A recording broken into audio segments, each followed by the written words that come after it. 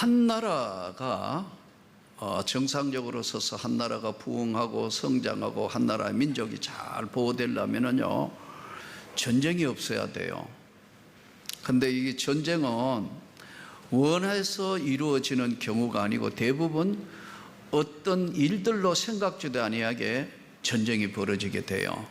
그래서 이 전쟁이 벌어지면 사실은 성경에도 수많은 전쟁사 이야기가 나오는데 오늘 본문도 성경에 나오는 전쟁 이야기예요.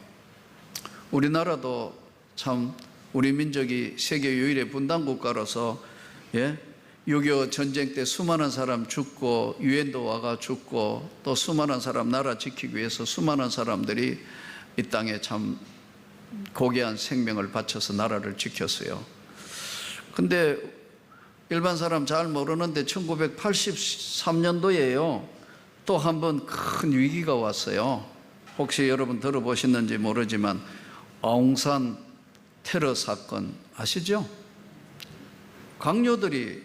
국가 강요들이 17명이 한목에 싹 다 아웅산 폭탄 테러로 다 순직을 했어요. 근데 또 그쪽에 있는 그 버마 사람들 중에 중요한 사람도 4명이나 같이 목숨을 잃었어요. 근데 이제 처음에는 초기에 이게 무슨 사건인지 해가지고 굉장히 혼란스러웠는데 사실 그 뒤안길에는 일반 사람이 잘 모르는 버마 당국에서는 사실은 이거 우리나라가 일으킨 자작극으로 알았어요. 처음에는요. 그 이유가 있더라고요. 왜냐하면은 대통령이 의전회가 들어오는데 4분 늦게 들어왔어요. 4분이나. 이거는 의전상 그게 있을 수 없거든요. 근데 왜 그랬냐 나중에 알고 보니까 장관이 와가지고 대통령하고 잠깐 있다가 시간을 맞춰 출발하는데 장관님이 4분 늦게 온 거예요. 그러니까 화가 난 대통령이 올라갔다가 4분 늦게 출발하자 해가 4분 늦게 온 거예요. 그러니까 이게 있을 수 없으니까 이게 자작극 아니냐는 굉장히 버마에는 처음에는 그렇게 봤습니다. 두 번째 또 보니까 여러분 대통령이 나타나야 나팔을 불잖아요. 그런데 대통령도 안 나타나는데 차 들어오는 거 보고 나팔 불었어요. 그러니까 이게 왜 나팔 불었냐 나중에 그걸 조사를 해보니까요 옆에서 보는 사람들이 보니까 뭐 악기가 굉장히 신통찮아 가지고 이게 소리라도 나오겠어? 이러니까요 오기로 미리 한번 불어본다는 게 그게 그냥 나팔 불어본 거예요. 그러니까 이게 뭔가가 오해가 되려면 별 희한한 일이 다 벌어져요. 그 다음에 원래 버마에 갈 계획이 없으셨대요. 근데 이제 각 나라 하면서 당시에는 미소 진영과 냉전 시대니까 굉장히 서로 이제 막 외교전으로 자유진영과 공산진영으로 끌어들이기 위한 그런 힘싸움 할 때였단 말이에요. 그러니까 이제 이 공산권을 전부 이제 특히 북한 같은 경우에 고립을 시키기 위해서 해야 되겠는데 버마를 가면은 버마는 이제 막 그 당시에 북한 군인들이 와서 막 훈련도 시키고 그리고 버마하고 아주 가까웠어요. 이거를 갑자기 이제 버마를 이제 그 국빈 방문하게 됐다는 거예요. 그래서 갑자기 가게 된 암호명이 뭐냐면 국화였대요. 국화는 언제 쓰죠? 장례식 때 쓰잖아요. 그러니까 이게 뭐 4분 늦었고 나팔 불었고 국화고 이렇게 해가지고 굉장히 이거 자작극으로 벌린 것으로 해서 조사를 했는데 현지에서 잡혔어요. 3명이 북한 군인들 북한 특수부대 애들이 3명이 와서 크레모아 설치하고 해가지고 했는데 숲에 숨어있고 해가지고 다 왔는데 나팔 부니까 터뜨렸고 4분 일찍 4분 늦게 온지 모르고 터뜨렸고 이렇게 해가지고 해가 3명이 잡혔어요. 잡혔는데 이제 강가로 도망을 가다가 이제 주민신고에서 잡혔다고 알려져 있어요. 그 잡혀가 이제 하니까 여러분 이게 잡히니까 이제 그 수류탄을 꺼냈는데 수류탄 꺼내자마자 던지기 전에 폭발했어요. 손목이 잘린 거예요. 눈도 다치고. 보통 뭐 우리 다 군대 갔더니 수류탄 던져 하면 안전핀 뽑아 해가 던지잖아요. 몰라요? 군대를 갔다 와야 그건 다 하는 거예요. 수류탄 던져 이게 안전핀 뽑아가 하나 둘 던지잖아요. 근데 뽑자 터져버렸다고. 어쨌든 그래서 다쳤는데 치료해서 가자 경찰에 또 붙들려가지고 경찰산에서 싸움이 벌어져가 한 명이 사살당하고 두 명이 치료받고 해가 남았는데 한쪽이 눈을 다치고 해가지고 이렇게 했어요. 그런데 나중에 한 사람만 딱 누구냐 하니까 한국 사람인데 자기 이름을 댄 게 강민철. 이 강민철이라는 이름. 그래서 막 난리가 나가 다 찾아보고 해도 한국에 없는데 나중에 뭐 조사해보의 시간이 다 같은 이름 조사해보의 법마까지 간 사람도 없고 나중에 보니까 입을 안 띄는 거예요. 그런데 결국은 치료받아가 시간이 돼서 이 강민철은 범아 감옥에 25년 수감되어 있었습니다. 중간에 마음이 바뀌는 거예요. 북한이 자기를 버렸다. 자기들이 도망 테러를 했는데 배 나타난다는데 배도 안 나타났다. 그리고 이게 수류탄을 뽑아들는데 두 명이 수류탄 뽑았는데 다 이거 폭발하는 거 보니까 이거는 자폭용으로 다 죽으라고 한 것이란 것을 알고 배신감으로 있는 이야기를 자기가 북한 사람이고 테러리스트로 이게 특수군으로 왔다는 이야기를 함으로 난리가 나가지고 이제 막 우리나라도 그때 뭐 부대들이 난리가 나가 저거 북한 저거 폭격하자고 평양을 쑥대밭으로 만들자 어쩌자 했는데 뭐 어쨌든 절대로 못하도록 막았기 때문에 잘못하면 제2의 6.25가 또 올 뻔했어요. 그러니까 우리는 모르는 게 약인 줄로 믿습니다. 모르면 그냥 94년도에는요 빌 클린턴 때 영변 이걸 어떻게 할 거냐 지미 카터가 대통령으로 협상하러 갔다 와가지고 안 되면 영변에 미국이 핵시설을 정밀 타격하기로 다 해가 DH하워까지 다 씌웠다가 안 하게 돼요. 우리는 모르는 게 약인 줄로 믿습니다. 참 그런 거 보면 이게 이 세상 사는 삶이 우리 마음대로 사라지는 것도 아니고 이렇게 되고 저렇게 되고 항상 왔다 갔다 하는 게 세상이에요. 오늘 이 본문은 기도원의 300용사에 대한 이야기예요. 너무나 많이 들었고 잘 아는 겁니다. 그러나 이 본문을 통해서 우리가 몇 가지 중요한 것은 미디안이라는 사람이 있을 그 시기는 이제 이 기도원이라는 사람이 있을 시기는 미디안이 이스라엘을 지배하던 시대였어요. 근데 이때 이제 가장 어려운 문제가 이스라엘 백성들에게는 유일신 하나님을 믿는 백성인데 이 당시에 미디안이 이스라엘을 점령하면서 영향력을 미칠 때 아세라 신도 같이 섬기라 이거예요. 그러니까 우리가 항상 이 혼합 종교가 문제인데 우리가 유일신 하나님을 믿고 사는데 못 믿게 하면 다 반발해요. 그런데 하나 섞어 여면은 이게 희석이 되는 거예요. 어느 정도 같이 해라 이거예요. 그래서 세속화가 무서운 거고 여러분 또 혼합 종교가 무서운 거예요.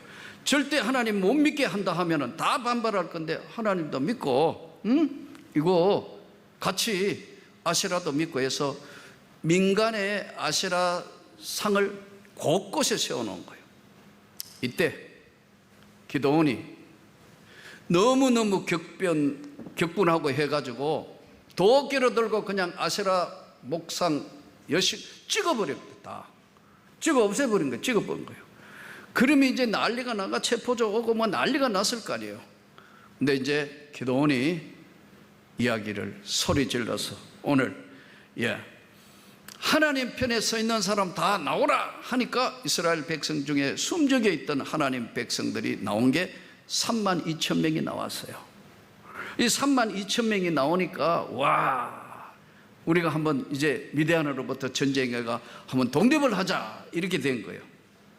이렇게 되니까 미디안에도 군대가 소집되었는데 미디안이 13만 5천 명이 이제 모래산 북쪽에 진을 치면서 그 골짜기에 다 진을 쳤는데 성경에 이렇게 기록되어 있어요. 12절에 미디안과 아말렉 동방의 모든 사람들이 골짜기에 다 모였다.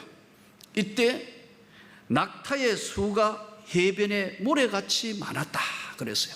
13만 5천 명이 지금 모래산하고 그 골짜기에 다 진쳤고 모여라 했더니 3만 2천 명은 군대도 아니고 격분을 해서 모인 군중이라고 표현해야 되나요? 군중 이렇게 모인 거예요.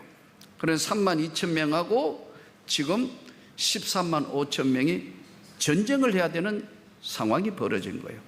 이때 하나님께서 오늘 본문이 바로 그 본문입니다.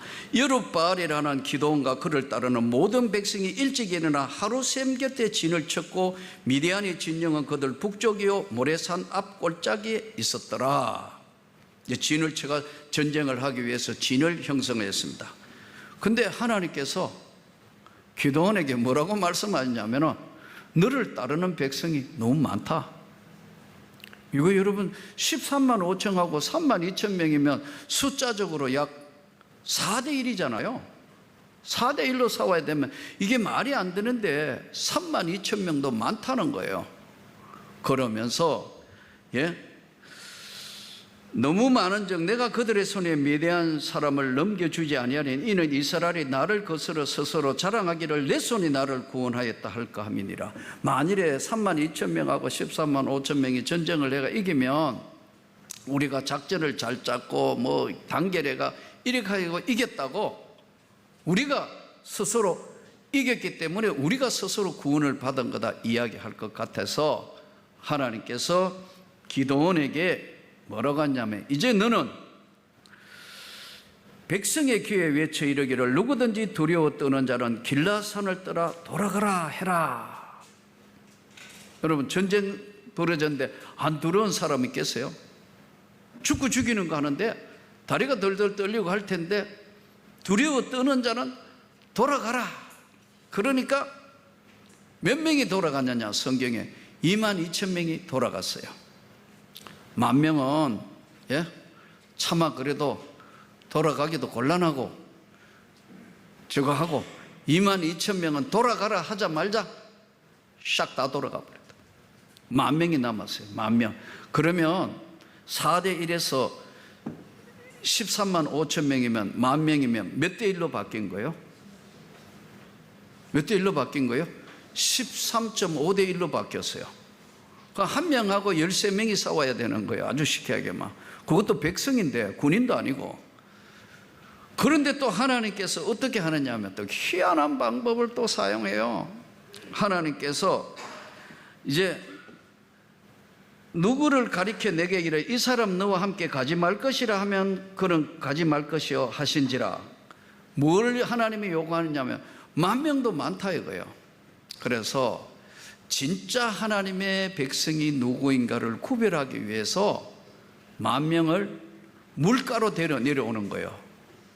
저쪽에는 지금 진처가 북쪽에서 보고 있고 10,000명을 데려왔는데 이에 백성을 인도하여 물가에 내려가며 여호와께서 기드온에게 이르시되 누구든지 개가 핥는 것 같이 혀로 물을 핥는 자는 따로 세우고 무릎 꿇고 마신 자들도 따로 세우라. 그래 해라 이거예요. 그래서 이제 10,000명을 데려가 가지고 긴장이 최고도에 지금 돼 있고 저쪽에 모래산에서 지금 아래를 내려보고 있고 지금 전쟁에 우리로 얘기하면 전차부대에 행하는 낙타가 모래알처럼 많게 해가지고 전쟁하려고 준비하고 있는데 갑자기 두렵고 떨린 사람 돌아가라 하니까 2만 2천 명 돌아가고 10,000명 남았는데 그걸 또 물가로 하루 샘 곁이니까 물가로 데리고 내려가가 물 마시라고 하라. 그러니까 이제 긴장이 최고도에 있으니까요. 또 거기는 더운 지역이니까 물을 마시는데 9,700명은 무기고 뭐고 다 손에 놓고 그냥 무릎 꿇고 물을 마시는데 300명은 개가 물을 핥는 것처럼 한다. 이게 무슨 말이냐면요. 손으로 움켜 본문 그대로 이야기하면은 여호와께서 기드온에게서 누구든지 개가 핥는 것 같이 혀로 물을 핥는 자들은 너는 따로 세우고 그러니까 물을 지금 이 본문으로 봐서는 무릎 꿇고 이렇게 다 그냥 물 마시는 사람하고 무릎 꿇지 않고 이렇게 개처럼 하는데 이 본문을 볼 때 틀림없이 수기관은 안 보이니까 이렇게 떠가 이렇게 하지 않았느냐? 물을 떠서 본문 그대로 보면은요, 이 기도원에게 이르시되 누구든지 개가 핥는 것 같이 혀로 물을 핥는 자는 따로 세우라 했거든요. 그러니까 두 가지로 해석할 수 있는데, 하나는 무릎을 꿇고 안 보고 저기 오는지 안 보는지 생각도 안 하고 다 그냥 무릎 꿇고 물 마시는 자하고, 하나는 개처럼 물을 핥는 자, 이렇게 핥았든지 손을 들고 핥았든지 개처럼 물을 핥으면서 어떻게 하냐면 저기 오는가 안 오는가 보는 거예요. 저기 동태를 지금 보는 거라 이 말이에요. 이 300명은 다 무릎 꿇고 그냥 물만 마시는 게 아니고 오는가 안 오는가 저기 이렇게 마실 수도 있고, 이렇게 해서 저걸 보면서 있는 그들에게 대해서 저 300명만 남겨놓고 이제 다 나머지 돌아가라. 그럼 300명 이제 10,000명에서 300명밖에 안 남았어요. 그러면 이제 이게 몇 대 1 돼요? 450대 1. 이게 전쟁이 될까요? 저쪽은 산이고 진지고 있고 여기는 물가에서 300명, 이 전쟁이 될 수가 없잖아요. 이해가 안 되나요? 계산돼 보니 450대 1, 아무리 싸움을 잘하고 전쟁을, 예를 들어 저하고 여러분하고 지금 싸운다 합시다. 이 다 달라들면 어떻게 돼요? 한 짤 때리고 뭐 하고 그 다음 나는 얻어맞아 죽겠죠. 450대 1이 싸울 수가 없는 전쟁 자체가 안 되는 건데, 하나님께서 따로 300명을 뽑아서 이들로 하여금 내가 완전히 무너뜨리게 하겠다.